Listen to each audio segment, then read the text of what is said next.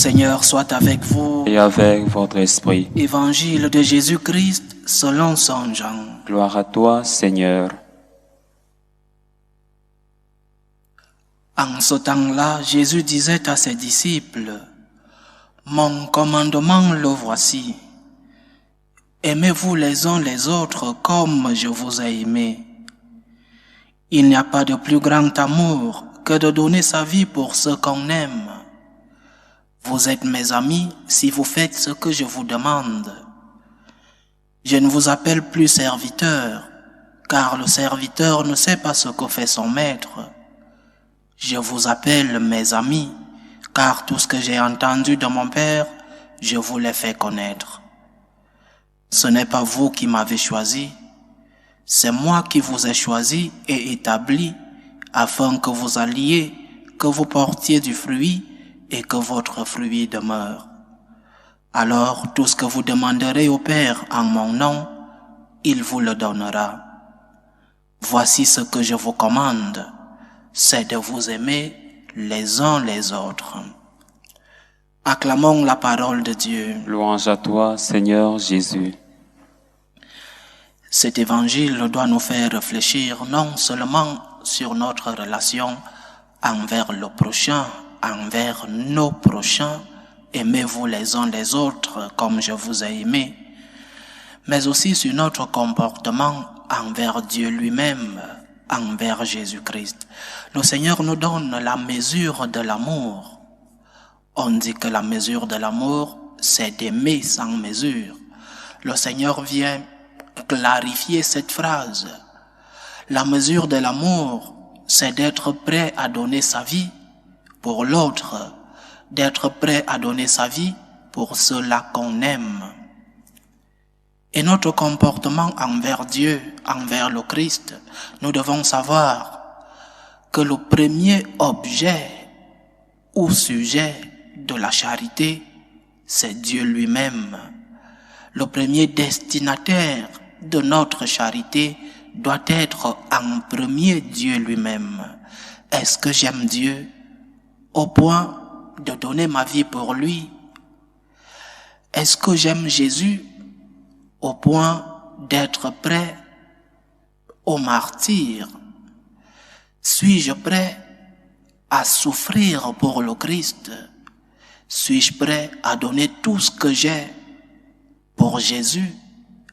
L'honneur, l'argent. Suis-je prêt à mettre Jésus au-dessus de ma famille? Suis-je prêt à mettre Jésus au-dessus de ma nation, au-dessus de mon parti politique? Suis-je prêt à souffrir pour Jésus? C'est la question que nous devons nous poser. Est-ce que Dieu occupe la première place dans ma vie? Parce que si le Seigneur occupe la première place, alors je lui donnerai tout ce qui est important pour moi, inclus ma vie. Tout ce qui est de plus grand que j'ai, je le donnerai au Seigneur. Et même ma vie, parce que je l'aime, parce qu'il est mon Dieu, parce que la relation que j'ai avec lui est une relation d'amour. Alors je peux donner ma vie pour lui, alors je peux souffrir et accepter cette souffrance pour lui. Et envers nos prochains de même, suis-je prêt à donner ma vie pour ceux avec qui je vis? Suis-je prêt à donner ma vie pour les personnes qui m'entourent? Suis-je prêt à donner ma vie pour ma famille? Parce que si je suis prêt à donner ma vie, alors je serai prêt à donner quelque chose qui est moins que la vie, par exemple, à pardonner, à aider celui qui a besoin de mon aide, à être patient, à être miséricordieux, parce que j'ai mis le niveau, le degré de l'amour, je l'ai mis sur la vie, ma vie, alors je serai prêt à donner ce qui est moins que la vie. Donc, chers frères et sœurs, aime pour Dieu, aime le prochain. Commence d'abord par des choses moindres que la vie et après demande-toi, est-ce que je suis prêt à sacrifier ma vie pour ceux-là que j'aime? Est-ce que je suis prêt à donner ma vie pour mon prochain. Et mon prochain n'est pas toujours celui qui est à des milliers de kilomètres de moi. Oui, il est aussi mon prochain. Mon prochain, c'est d'abord mon proche, celui qui est tout à côté de moi. C'est Jésus qui a besoin de mon aide. C'est Jésus qui a besoin d'un sourire à côté de moi. C'est Jésus qui a besoin que je mette la main dans la poche et que je puisse l'aider. Suis-je prêt à aimer comme le Christ a aimé? Suis-je prêt à donner ma vie comme le Christ a donné sa vie pour nous? Suis-je prêt à aimer à imitation de Jésus? Comment Jésus a-t-il aimé? Comment notre Seigneur nous a-t-il montré le chemin de l'amour? Nous, les franciscains de Marie, nous avons 7 points qui nous aident à aimer comme le Christ. Les 7 points de l'amour chrétien, les 7 points qui nous aident à imiter le Christ en l'amour. Je ne vais pas les développer parce qu'ils sont 7 et ils sont si nombreux. Le contenu de ces 7 points est plus large. Mais citons-les. Le premier point de l'amour chrétien, le premier point de l'amour à l'imitation de Jésus, c'est d'aimer avec une motivation religieuse. Notre Seigneur est venu à nous par obéissance, parce que le Père l'a envoyé, alors il est venu. Pour toi, Jésus, je vais aimer, pouvons-nous dire, parce que parfois il est très difficile d'aimer, parfois il est très difficile de pardonner, parfois il est très difficile d'aider ceux qui sont à côté de nous. Alors fais-le pour Dieu, fais-le pour Jésus. Dis-toi, Seigneur, c'est difficile d'aimer cette personne, mais pour toi, je vais l'aimer parce que tu m'as aimé. Parce que toi, tu es venu vers nous par amour, par obéissance à ton Père. Aide-moi à aimer cette personne. Je veux l'aimer pour toi, Seigneur. Le deuxième point, notre Seigneur a pris la première initiative. Il a aimé en premier. Il n'a pas attendu que nous lui demandons de nous aimer. Il a fait le premier pas. Fais le premier pas en amour, toi aussi. N'attends pas que le prochain te demande de l'aide. Parce que tu as des yeux pour voir la souffrance de l'autre. Parce que tu vois qu'à côté de toi, ton prochain a besoin d'un bonjour, d'un mot de consolation, d'une aide financière. Fais le premier pas. N'attends pas que l'autre vienne à toi. Vas-y, prends l'initiative en amour. Le troisième point, c'est d'aimer tout le monde. Nos prochains ne sont pas seulement ceux qui vivent à côté de nous, mais qui peuvent être ceux qui vivent à des milliers de kilomètres de nous.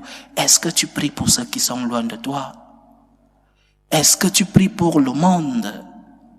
Est-ce que tu aimes tout le monde? Cela ne veut pas dire qu'il faut aimer tout le monde à la même mesure. Non, un mari ne peut pas aimer la femme de la voisine plus que sa propre femme. C'est un désordre en amour, non.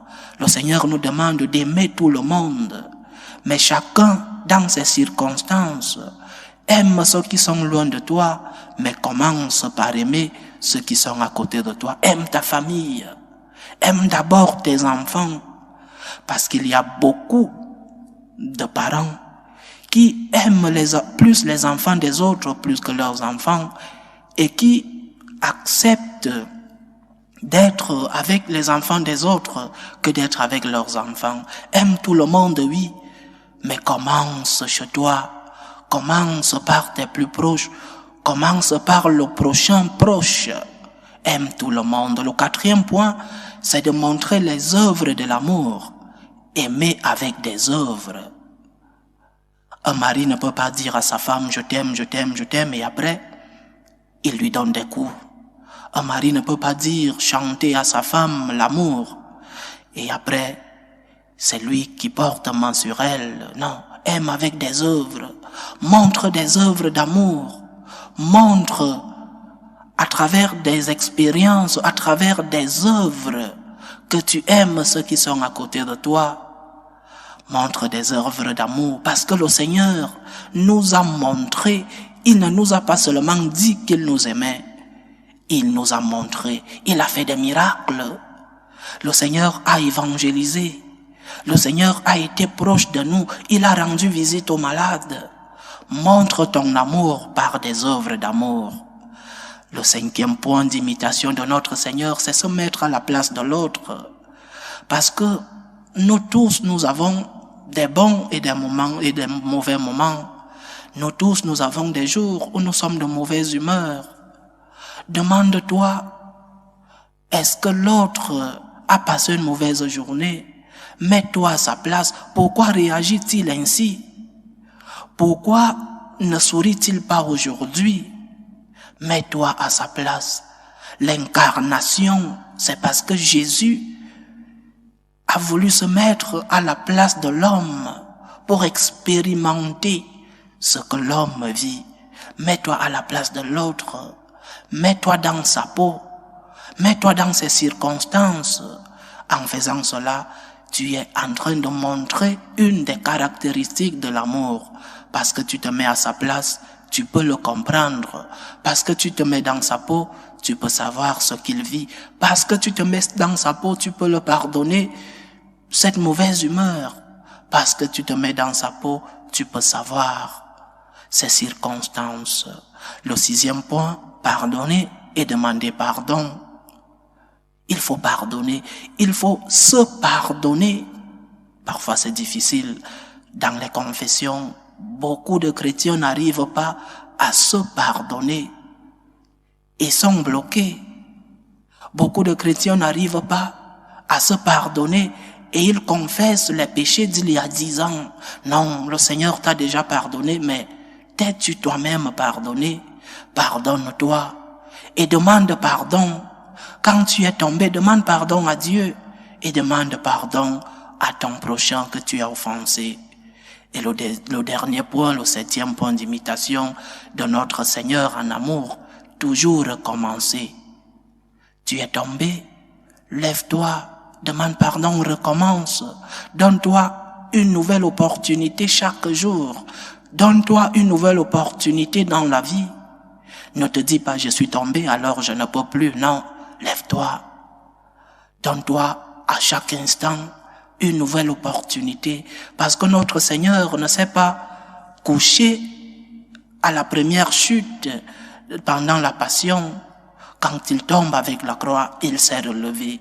Il s'est donné une nouvelle opportunité. Il a recommencé.